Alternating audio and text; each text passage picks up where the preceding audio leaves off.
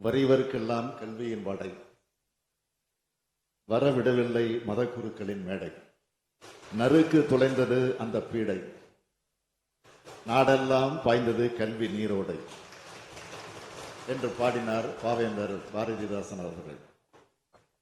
அந்த கல்வி நீரோடையை மீண்டும் தடுக்க எல்லா வகையிலும் முயற்சியை மேற்கொண்டு வருகிறார்கள். எல்லோரும் படித்து எல்லோரும் வேலைக்கு போய் எல்லோரும் தலை நிமிர்ந்து வருவது பிடிக்காதவர்களால் தொடர்ச்சியாக கல்வித்துறையில் தடுப்பணைகள் கட்டப்படுகின்றன. பள்ளி கல்வியை சிதைப்பதற்காகவே புதிய தேசிய கல்விக் கொள்கையை கொண்டு வந்து திணிக்கிறார்கள். அரசு பொதுத் தேர்வு என்ற பெயரால் வடிகட்டி அனைவரையும் கல்வியை தொடர முடியாமல் செய்ய போகிறார்கள். அதனை தமிழ்நாடு அரசு கடுமையாக எதிர்த்துக் கொண்டிருக்கிறது. நீட் தேர்வு மூலமாக மருத்துவ கனவை சிதைக்கும் காரியத்தை பல ஆண்டுகளாக செய்து வருகிறார்கள். தங்கை அனிதா உள்ளிட்ட எத்தனையோ உயிர்களை நாம் இழந்தோம். ஆனால் ஆண்டுதோறும் ஆள் மாறாட்டம், வினாத்தாள் லீக், மதிப்பெண் குளறுபடி என்று எல்லா முறைகேடும் நடப்பதில் நம்பர் 1 தேர்வாக நீட் தேர்வு இருக்கிறது. இதே போல பல்கலைக்கழகங்களையும் சிதைக்கும் முயற்சியை ஒன்றிய அரசு தொடங்கிவிட்டது.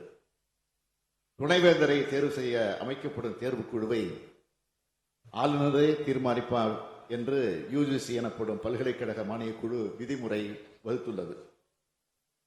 துணைவேந்தர்களை நியமிக்கும் அதிகாரத்தை ஆளுநர் கையில் கொடுப்பது பல்கலைக்கழகங்களை சிதைக்கும் காரியமாகத்தான் முடியும்.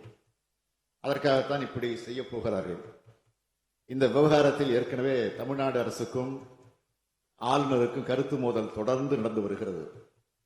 துணைவேந்தரை தேர்ந்தெடுக்கும் தேர்வுக்குழுவில் யுஜிசி பரிந்துரை செய்யும் உறுப்பினர்களை ஆளுநர் நியமித்தார்.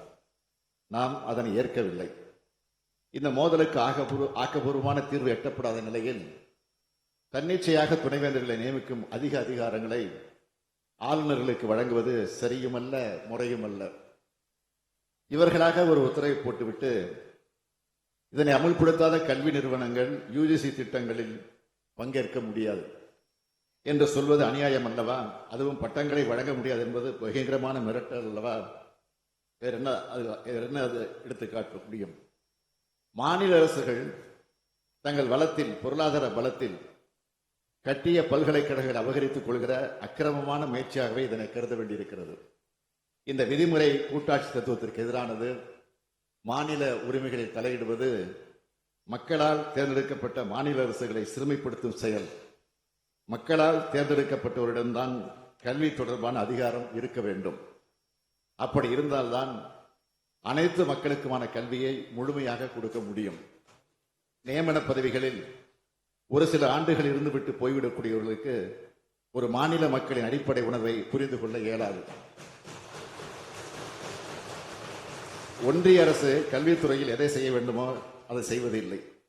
வரம்பற்ற கட்டணம், இடஒதுக்கீடு இல்லாத தன்மை என வரம்பு மீறும் தனியார் நிகர்நிலை பல்கலைக்கழகங்களுக்கு கடிவாளம் போடுவதற்கு சிறு துரும்பும் கிள்ளி போட மறுக்கும் ஒன்றிய அரசு தனது நிதிநிலை அறிக்கையில் உயர்கல்விக்கான நிதி ஒதுக்கீட்டை குறைத்துக் கொண்டே வரும் ஒன்றிய அரசு கல்வித்துறை சார்பில் தமிழ்நாட்டில் ஐஐடி, ஐஐஎம், சென்ட்ரல் யூனிவர்சிட்டி போன்ற ஒரே ஒரு புதிய உயர்கல்வி நிறுவனத்தை கூட அமைக்காத ஒன்றிய அரசு ஐஐடி போன்ற உயர்கல்வி நிறுவனங்கள் பட்டியலினத்தவர் பிற்படுத்தப்பட்டவரது சட்டப்படியான ஆசிரியர் பணியிடங்களை நிரப்புவதற்கான நடவடிக்கைகளை மேற்கொள்ள தவறிய ஒன்றிய அரசு மாநிலங்களின் கட்டுப்பாட்டில் உள்ள பல்கலைக்கழகங்களை தனது முழு கட்டுப்பாட்டில் கொண்டு வர முயற்சி செய்வது கெடு நோக்கம் கொண்டது, சுயநலமானது.